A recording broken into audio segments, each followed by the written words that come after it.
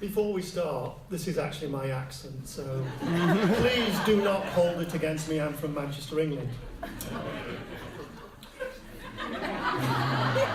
That's it, thank you, good night. 1984, London. And I'm walking to work, proud as punch. Bum, bum, bum, bum, bum. Hello, Tower of London. Hello, St. Martin's Square. Successful ad guy, copywriter, art director. Things are going fantastically. I'm working for global ad giant Leo Burnett, based in Chicago. I've got a fantastic boss. I walk in, and Bob says to me, Phil, I've got some news for you. I know we love each other as kind of colleagues, and we actually run us together, but I'm actually going to return to the head office. But no problem, I'd love you to join me in Chicago and just kind of see, kick the tires and see whether we can get together in the future maybe. Okay. By the way, we've hired this guy called, Dawson Yeoman. Okay, doesn't sound that promising, so not at all. Well, anyway, a week later, Dawson Yeoman waltzes in, and he is the most miserable, uncreative, bullying individual I've ever met. How many of you have had bosses like that? Show of hands. I'm sure many of you have. It's not a good situation. So I get called into his office and I say, hey Dawson, Phil Gator, by the way, I've been invited to go to Chicago. And he didn't even look at me. He just had his head down and he said, no you haven't. And I said, but I have. No you haven't. Well, I'm going. You go. So anyway, I decided to follow my heart. Besides, I'd never been to the States before. I flew to Chicago, came back, and I found my work slowly but surely disappearing. The mystery of it all. Just consider that. Now, it's not a very good feeling to feel that you are on the outs. It's an uncomfortable feeling. But it was added to by the fact that the guy turned out to be a bully of the worst kind. And he demeaned me at every step of the way. He had me in meetings where he made me feel this tall, or maybe even this tall. For those on the radio, this tall is about a centimetre. For those in the European audience here, you know what I'm talking about. So anyway, one fateful day about 6 months later, I get called in, and again, head down, didn't look at me. He just said, here's your pink slip.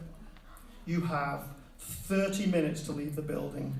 Get your crap. Get out. If you are not out of the building in 30 minutes, you will be escorted out by security. I gotta tell you, that was the most catastrophic feeling I've ever had. I felt demeaned, I felt dreadful. I'm still getting the cold sweats from even thinking about it now. So I went, okay. Well, thankfully, I found myself in a little kind of hot shop agency. Things went well.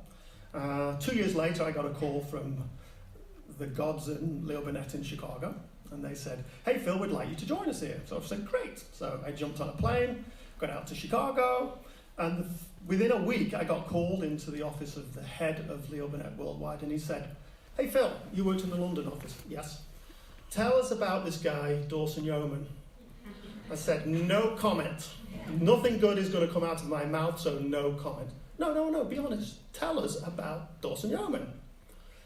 I really don't want to talk about it because just don't, my mother said, if you've got nothing good to say, do not say it. So they said, well, we just want to let you know that he is being removed. Now I had that face like, oh yes, that seems like a good idea. But inside I'm going like, yes! Yes, yes, yes! Comeuppance. What goes up comes down. Well, anyway, 6 years goes by. I'm now in Chicago, got a really successful career, yes, winning awards and doing really well. And I got a call, again, from the head of Leo Burnett Worldwide, and he said, hey, we think you would be a great candidate for the Amsterdam office. And I'm thinking, Amsterdam, that's kind of an interesting mix. You got the US sensibilities, but you've also got the European sensibilities. We've seen your portfolio. We'd love you to go and be our guy at the Amsterdam office. okay, let me think about it. So anyway, I had an interview with the CEO from the Amsterdam office, and he said, love your work. I'm not going to do a Dutch accent because I don't know what a Dutch accent sounds like. But anyway, he said, we love your work. How are you? This is where it gets cool. How are you about firing people? So I said, I've had to fire people and I really don't like it. You know, but I do what I got to do if it's the right thing. Why? Who am I firing?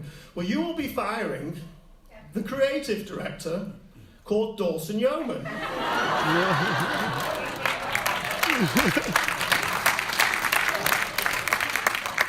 Great face. Oh, really? Let me go away and think about it. So what I did is, I went home and I talked to my lovely wife and I said, I've got the opportunity to fire Dawson Yeoman. Notice I did not say I've got the opportunity to go and run this fabulous agency. I didn't say that. I said, I got the opportunity to fucking fire Dawson Yeoman. But you know what? I went back to the office and I said, no, I don't want the job. I'm enjoying myself here in Chicago. And I realized that success is all about knowing when not to fire people when you have the opportunity. And that was my biggest award. Thank you.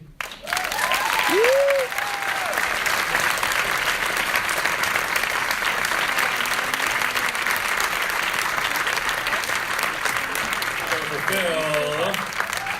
And please welcome special guest Dawson Yeoman.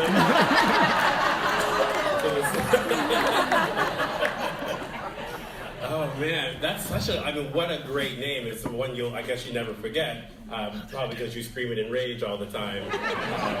If it ends up on the radio, you're going to get an email from somebody. That's very, very funny. About a year and a half ago, I was working a job that sounds very similar to the working under Dawson Yeoman. I was freelancing for the magazine I work for, but I was working a day job that I'm going to be very vague about. But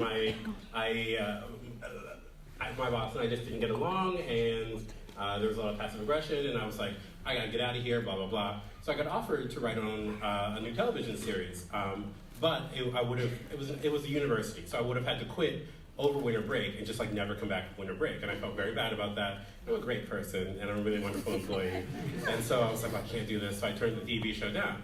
Get back from winter break, 3 days in, I get called in and laid off. And I was like, oh, I'm going to burn this whole university down. I'm going to Fahrenheit 451, everything that's happening here. So they laid me off. They're like, today's your last day. Here's a severance check, blah, blah, blah. And then I was like, all right, well, great. It was like the middle of the day. And I was like, all right, well, I guess I'll like finish up the day. And then peace out, screw you, I hope everything fails. And the dean said to me, he's like, well, there's no hard feelings. I'm glad that he doesn't have any hard feelings about laying me off. He's like, there's no hard feelings, so if you don't finish everything you have to finish today, you can feel free to come back tomorrow. And I was like, oh, can I? Honey, I'm going to be watching The View. I'm going to be in my pajamas, hungover, watching The View for the rest of my life. So I don't think I'll be returning tomorrow to work for free. But if you're ever looking to hire me, I would continue to work. So don't worry, I'm a fantastic employee. All right, I'm gonna call our next storyteller. Just join me at the on-deck circle here. We'll read a slip and then we'll get some scores for Phil. Quick round of applause for Tony Boyette.